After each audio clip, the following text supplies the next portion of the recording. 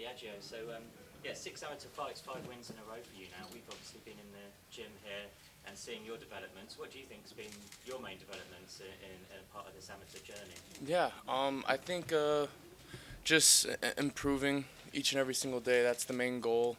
Obviously, it's MMA, so you got to improve in everything. You got to improve in the striking, the grappling, the wrestling. Um, and that's what I look to do every single day I'm here at Xtreme Couture. So I would say I'm looking to improve in every aspect that I can. Um, I get good work with good guys, good sparring rounds, good grappling and wrestling rounds. So yeah, that's the main goal, is to try to improve in everything. Has the striking part always been second nature? Is it more like the other skills that you're trying to level up in? Yeah, I mean, I think it kind of comes natural just because of my family lineage, but that's another thing that I need to improve on. There's certain things that I do in striking that I need to get better at. So yeah, it's the wrestling, it's the grappling. I would say that I wrestle and grapple a little bit more than I do just striking, but I try to just mix in everything. Are you kind of getting used to the platform and, you're on the $1 Million Show now at the end of the month in Washington? Is it kind of, are you getting used to that element of it as well? Absolutely. My first PFL fight was for the World Championship card. I was the first fight on the card. That was at Madison Square Garden. I was about to piss myself before that fight. It was, the fight I had before that, I fought in a warehouse on a barn, and then to go from that to Madison Square Garden, it's a huge step. But each time I step in there, I get more and more comfortable. So I expect to be more comfortable in this next fight, and then looking forward, every single time I step in there, I look to be more and more comfortable. Do you miss those sort of barn warehouse fights? I kind of do. It was kind of cool. I thought it was pretty cool that. Like people might not know your surname. Yeah, like I just thought it was kind of cool. I thought the venue was cool too. When I fought in Utah, it was pretty cool. Are you aware of what your opponent Joe Lopez is like, or at this stage of your career, is it more about showcasing what you've been working on, the past months and year? Yeah, I think it's more for me. I like to just focus more on myself sometimes. I haven't been able to see his last couple fights. I've seen his first fight. I know he likes to come out and bang, but that's great because I do too, and we're going to be able to give people what they want to see, and that's two guys that just go in there to fight. Yeah, I'm really excited for this one. Preparing very well. Yeah, anything can happen in a fight. You can have a game plan, but if your game plan doesn't go, the way you want it to go, then what, right? So I'm open to all possibilities. With your family lineage, your brother Nico, people might have raised eyebrows that you went into the MMA route, but with what Francis Ngannou just did to Tyson Fury, the rumours of the acquisition with Bellator, Jake Paul signing. Do you feel more vindicated that you're choosing, or you chose this path in MMA and with PFL? Absolutely. I will always say this. MMA. I believe MMA saved my life. I believe it brought me closer to God. It's helped me in every single aspect of my life, including my lifestyle. Yeah, I'm glad I've chosen this route, and to be honest, I just couldn't see myself doing anything else and enjoying it. For a long time, for a couple of years after football, I was really trying to figure out what I wanted to do, and the only thing that excited me was to come to the gym and train, and I think that kind of said something deep down inside. So yeah, I'm super grateful for everything that's happening and everything that's going to happen. What did you think of Ngannou's performance against Tyson? I thought he looked amazing. Initially, when you watch some of his fights in the UFC, he kind of swings wild and stuff. You can't really do that in boxing, So to see how composed he was and just how sharp he was, it was awesome to see that, especially seeing him here at Xtreme Couture, seeing Eric and his coach as well, or Eric in his corner as well. Yeah, it was awesome. He made the MMA guys proud. Yeah. I think there's an argument that, considering Sean Strickland won the UFC title when he really wasn't favoured to, Eric Nixit could be in line to win MMA Coach of the Year, but Dewey Cooper, considering what he just did with Ngannou and Tyson, maybe he could win or be in the running for Boxing Coach of the Year. Do you think that's, could be happening, and what does that say about this gym? I think it says a lot. Not going to be biased or anything, but I think Eric deserves it. Look at what he's done. Not only did he help Strickland win the belt over there, but another one of our teammates, Manel Cape, Cop, he won as well. So there's just he's such a great coach. He's led so many guys to victories this year, and I think he of all people deserves MMA Coach of the Year. Do you think anything of the rumors that Deontay Wilder could have his MMA debut against Ngannou in PFL? Do you think that could be a good opponent for him? And could he surprise the MMA world like Ngannou has surprised the boxing world? Yeah, obviously if you're going to do that, just start wrestling and grappling, because that's a whole nother world. If you were to come to MMA, it's crazy. Like nowadays you can see so many different fighters go across different platforms and stuff. So anything's possible. We never thought that the Francis Fury fight would happen. At least I didn't, but it ended up happening, and Francis looked great, and so anything's possible. Is that the kind of advice you'd have for like Jake Paul? Because he's earlier in the year he said he was going to debut MMA later this year. I don't think that's going to happen now. Maybe that's being pushed into 2024. But when he does, is that the same sort of skills you'd give advice for him? Yeah, to any boxer that's trying to step into the cage, wrestle and grapple and learn that side of fighting.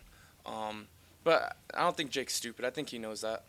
Mm-hmm. You talk about MMA being your love, and that's where all your focus is.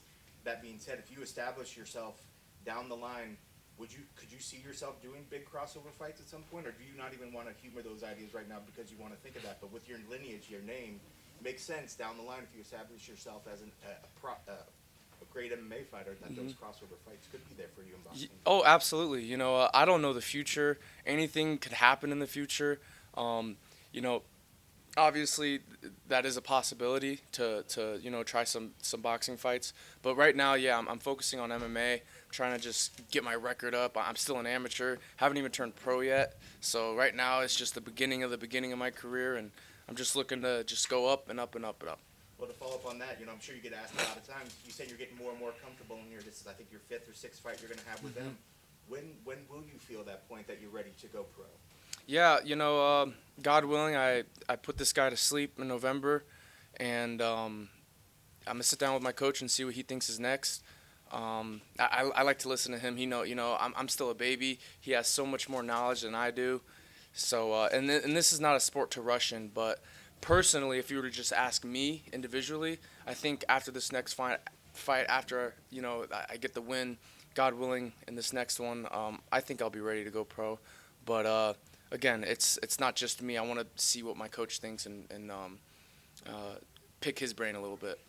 Outside the training, are you still doing security guard or modeling? What's paying the bills these days? Not anymore. After my fight, my last fight in New York, I came back home. I did one more week security, and then I ended up quitting. I just wanted to focus on my career. Getting off at 4:30 in the morning, it kind of messes up my sleeping schedule. So, I'm very grateful that I'm even able to do what I just love and focus on what I love to do. And, the people I worked with over there are awesome. And, it was fun over there. Hey, Biaggio, since day one, you said you were going to listen to your coach and make him make decisions. Mm-hmm. That's MMA is such an individualistic sport, right? Mm-hmm. So I guess what made you make that decision to let your coach take the lead? I think just acknowledging that I don't know everything. I'm still a baby in this sport. I'm still learning. There's guys here at Xtreme Couture where I just pick their brains on whether it's cutting weight, whether it's thinking during a fight, whether it's orthodox versus southpaw, anything. I always pick people's brains here. So I think just acknowledging that that my coach knows a lot more than I do. He has a lot more experience. He has, I don't even know how many pro fights, but it's a lot. So I'm gonna listen to that guy. I'm like Luke Skywalker and he's Yoda. So that's the closest reference I can get to. I mean, it's a pretty fantastic book. just to be honest. Yeah, I mean, I feel like Dennis Davis is one of the most underrated coaches out there. He is. Right? I guess just how important has he been to you? He's super important. I'm so grateful and blessed that I have him as a coach. He helps keep me calm. You know, he makes it seem like going into a fight is like going to the grocery store or something very normal. And I think that the way he normalizes fighting and getting to that cage, because it's a anxious thing to do. You know, you got all these lights, you got everybody's looking at you. You got you're going into a cage and the guy's legally able to kill you, really. So he makes that feeling normal, and I think that it helps a lot with the pressure that I have, especially being who I'm related to and stuff. There's that little extra pressure, but yeah, he makes it normal, and it helps me stay calm. And one last thing about being an amateur, like obviously, there's a lot of spotlight on you, but how's it dealing with the naysayers in the comments saying, "Oh, PFL is just kind of like holding this guy's hand. He's an amateur. They're just kind of giving him easy fights." Like, how do you drown that out? Yeah, I've been drowning that out since I was 14. You know, when people found out who I was related to, and I was playing football. I wasn't even in a combat sport, but people still said something. You know, so many different comments. I think sometimes I look at them and I just laugh because it's just like if I'm bored, I need some kind of entertainment. But it's gonna always happen. It's actually just gonna get worse. So I'm just expecting the worst of it. And then finally, since your last fight, Sean Strickland did win the middleweight championship. How cool was that seeing that? Seeing him in the gym every day. Just what were your thoughts on that? I don't think I've ever been more excited for somebody to win. You know, Sean has helped me so much. You know, he's such a, you know, he says a lot of out-of-pocket stuff, but behind closed doors here at Xtreme Couture, he is the best teammate. He's a really good, he's looking out for everybody here, and he's willing to give advice to the people that he cares about, and he's helped me a lot. And yeah, seeing him win that, like, I was jumping like a kid. Like, I was so excited and so hyped for not only Sean, but also the coaches in his corner. You know, Danny Davis Jr. and Eric Nixick. You know, they deserve that too, and we just all embraced it so much. So yeah. Does Sean have any weird nicknames for you? Because he always like for him, he has like the chain. He's always pointing out the chain. Like, does he have anything about you that he's always going on? No. But there's one story. It was before I'm trying to think, because I fought 4 times this year. I think it was before my Atlanta fight. I did a sparring round and I got my ass whooped. It was really bad, and I just had an off day. And Sean came up to me and he was like, "You just got your lunch money taken. You just got your ass whooped. This, and that." And I'm like, "All right, Sean, I get it. Like, keep going." And but at the end, he was like, "Man, you're an amateur. You're getting good rounds with good guys. You're doing great. Yada yada yada." So like a week passes by, and I sparred with the same dude, and I definitely won the round. I beat him up. And after the round, Sean was actually cornering me because I was in the cage for that round. Sean was cornering me during the rematch of my sparring partner. And after Sean came up to me, he's like, "You made your father proud." So, you know, he is a great teammate. He gives me great advice, and he's always looking out for everybody here at Xtreme Couture. And just one more fun one. You know, he already asked about the haters. Has there ever been somebody that's messaged you and you've read it and you're like, this is actually pretty funny? Oh, yeah. There's so in high school, Bleacher Report did this thing on me and my brother. I was playing football at the time, and Nico was just getting started boxing. And yeah, there was one comment I saw where they said that I'm more like they said I'm more like Sylvester Stallone's grandkids than Muhammad Ali's because I look white. Yeah. So yeah, that was funny.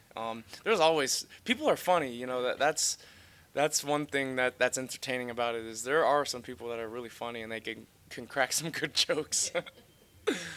Speaking on Nico, like he was, you know, in the line for like prospects of the year. You know, won a top ranks, rising stars, just suffered a loss in his last fight. I heard this morning though that he's coming back in December. Have you spoken to him much in the last few months, and how's he doing? You expecting him to come back with a vengeance and Oh, yeah. recapture all that momentum? Without a doubt. In his last fight, there was a lot of adversity within his camp, I think, and even some days he came to Xtreme Couture to work with James Gifford, which was his first boxing coach when he was an amateur, and he's my current striking coach.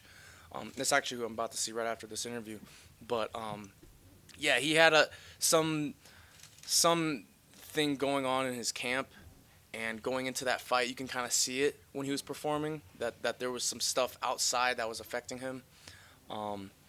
But he's with a great coach right now. He's having a great camp, and I expect him to come back and let it all unleash. I was talking to Nico. I was saying, the Floyd kind of made it a thing to have that 0 in your record.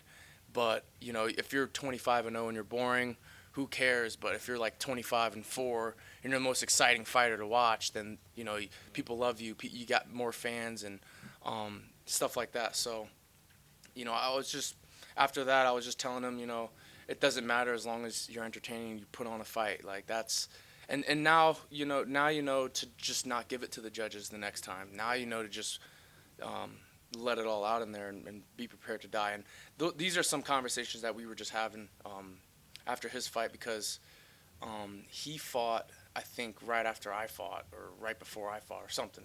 But yeah, we both had fights, and we were talking about both of our fights right after. Yeah, it'd be good to see boxing kind of move on from that. Because I think in recent years we saw like Erickson Lubin lost in the first round by knockout, and then he came back. I think put like 7 wins together, big prominent spots. Alexis Rocha lost a while ago, and then said that was like the making of him, and then he put in a bit of a winning run. So it's all about kind of what you do next. Yeah, absolutely. It's all about when you fall, you get back up and you get better. The fighting journey is a learning journey. It's not just sunshines and rainbows, I'm undefeated type of journey. It's not that. It's, you gotta be, when you sign up for this, you gotta be prepared to learn, to lose, and come back and be able to overcome that loss. So yeah, and even before I got into MMA, I knew that it's not gonna be all that. There's gonna be adversity. There's gonna be hardship. There's gonna be a lot of negative stuff. But it's just overcoming that. That's most important. Chime in real quick. You have a lot of the rebels waiting to see your fight on November. Do you have a message for them? A lot of who? UNLV rebels. Oh, nice. Yeah, tune in if you want to see a nice little brawl, a good fight, and hopefully a knockout. Thank you. Thank you, guys.